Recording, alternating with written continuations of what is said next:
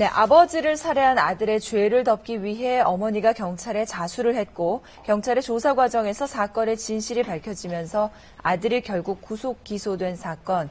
이 사건에 대해서 저희 뉴스라 잡기에서도 전해드린 적이 있었는데요. 네, 구속된 아들에 대한 재판이 있었습니다. 법원이 이례적으로 집행유예형을 선고했는데요. 이승훈 기자와 얘기 나눠보죠. 네. 이 법원이 집행유예를 선고한 이유는 뭔가요? 네, 좀 이례적인 일입니다만은 법원은 아들이 가정폭력에 오랫동안 시달려왔다는 점을 참작한 것 같습니다. 사실 판결이 난 지는 조금 시간이 지났는데요. 네. 최근 들어 검찰이 항소를 결정한 사실이 알려지면서 다시 양형을 둘러싼 논란이 일고 있습니다. 누구보다 모범적이었다는 한 학생이 어쩌다 이런 일을 저지르게 됐는지, 또 법원 판결의 배경은 무엇인지 뉴스 따라잡기에서 정리해봤습니다. 사건이 일어난 건 지난해 8월로 거슬러 갑니다. 늦은 새벽 40살 정모 씨 부부가 벌인 부부싸움으로 사건은 시작됩니다.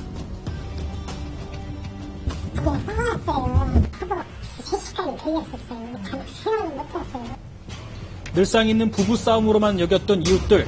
그런데 그날 아침 가장인 정 씨가 싸늘한 시신으로 발견됩니다.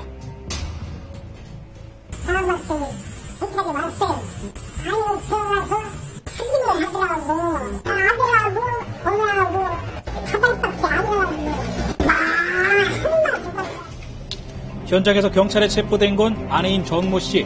정 씨는 평소 심한 폭력을 휘둘러왔던 남편을 자신이 살해했다고 진술했는데요. 그런데 수사가 진행되면서 경찰은 이상한 점을 발견합니다. 가해자를 자처하던 아내 정 씨의 진술 내용이 국과수의 감식 결과와 상당 부분 엇갈렸던 겁니다. 진술이 달라가지고 마지막까지 같이 있던 큰아들 참고인 자격으로 불러가지고 출국을 해보니까 아들이 자기가 범행을 했다고 자백을 받았어요. 아들의 죄를 덮기 위해 어머니 정 씨가 경찰에게 거짓말을 했던 겁니다.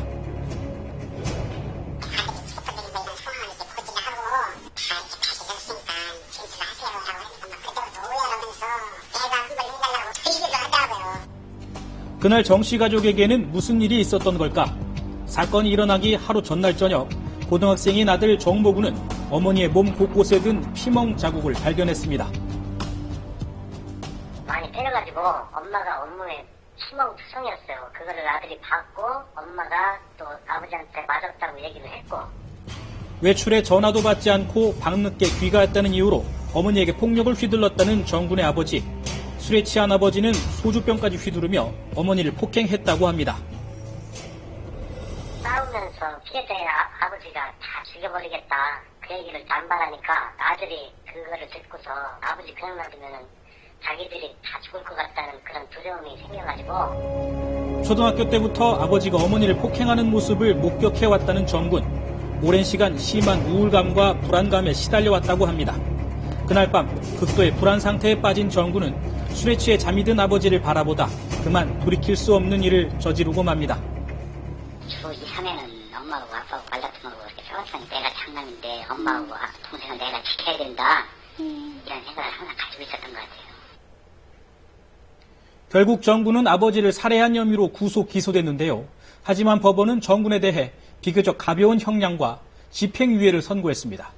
존속살인의 경우 다른 살인죄보다도 더 무거운 처벌이 내려지는 판례를 봤을 때 이례적인 일입니다. 존속살해 혐의로 구속 기소된 정군에 대한 재판, 국민참여재판으로 진행된 이 재판에서 법원은 정군에 대해 징역 3년에 집행유예 4년, 사회봉사 120시간을 선고했습니다. 집행유예 판결의 배경에는 배심원들의 판단도 작용했습니다. 총 7명의 배심원이 있었고 그중에 3명은 실형을, 그리고 4명은 집행유예 의견이었습니다. 형량도 형량이지만 법원이 존속살인에 대해 집행유예를 선고한 건 상당히 이례적인 일입니다. 법원은 정군이 오랜 시간 가정폭력에 노출돼 범행 당시 심신이 미약한 상태였다고 판단했습니다. 아버지인 피해자의 지속적인 가정폭력을 지켜보면서 만성적인 불안감, 우울감, 정서적 불안정성을 느끼고 있었습니다. 피해자로부터 유발된 아주 강력한 스트레스가 있었고 사건 당시에는 이제 제대로 그 의사결정할 능력도 약해질 정도로.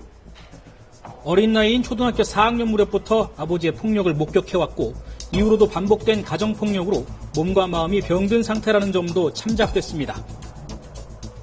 초등학교 6학년 때 정신과적으로 치료도 받았으나 그 이후에는 별다른 치료를 받지 못했고 고등학교 1학년 때에는 이러한 스트레스를 이기지 못하고 자살을 시도하기까지 하였습니다. 사관학교 진학을 준비하며 모범적이었던 정군에 대해 학교와 이웃에서는 선처를 호소하는 탄원서를 내기도 했습니다.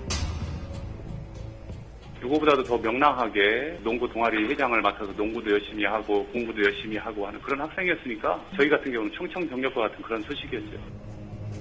하지만 법원의 이 같은 판결에 대해 논란도 일고 있습니다. 살인죄에 대해 지나치게 관대한 처벌이 아니냐는 겁니다.